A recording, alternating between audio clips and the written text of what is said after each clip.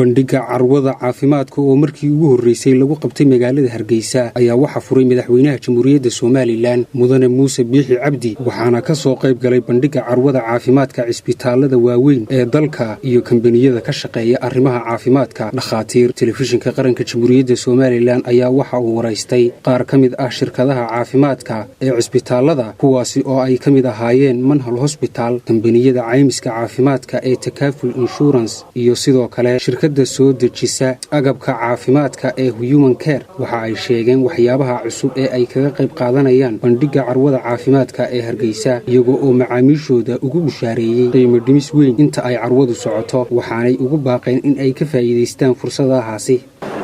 laakiin carwadan qaybta ugu xoog badan ama ugu muhiimsan aan ka qayb qaadanayna waxa weeye qaybta indhaha waxa weeye runtii saynu wada ogsoonahay waa isbitaalka maxaan ku raahdaa markaynu ka hadlayno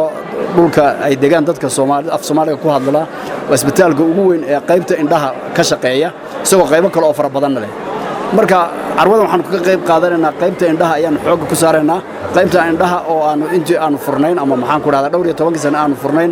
waxaanu indhaha u qalay oo Ilaahayba aragga u soo celiyay laakiin sababteeda ay ugu soo noqdeen dadka kooban 250,000 oo qof ayaanu aragtida u soo celinay. السلام عليكم ورحمة الله وبركاته. maanta waxaan joognaa carwadii Somaliland Medical Fair. shirkadda Takaful waxay kaga qayb qaadanaysaa in ay soo bandhigto adeegyada ay bixiso. maanta halkan aynu joogno adeega khuseeya waa adeega caymiska caafimaadka.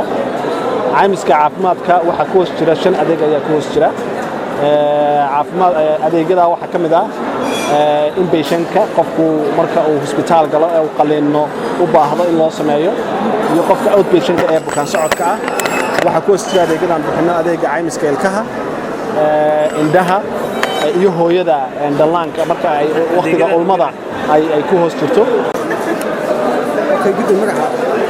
بسم الله الرحمن الرحيم magacaygu waa Cali Shaakir Maxamed Cabdilaahi kana mid ah mas'uuliyiinta Human Care maanta carwadan ay soo qabanqaabisay wasaaradda caafimaadku ayaanu qayb weyn ka qaadanay qayb lixaad leh waxaanu ka mid ahay sponsorska ama gool sponsorska shirka soo qabanqaabiyay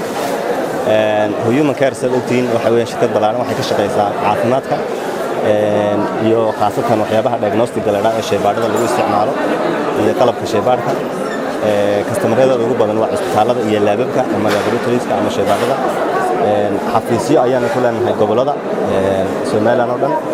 sida Hargeysa, Boorame, Wajaale waa Mustafa Axmed Samakaab telefishinka qaranka Jamhuuriyadda Soomaaliland magaalada Hargeysa.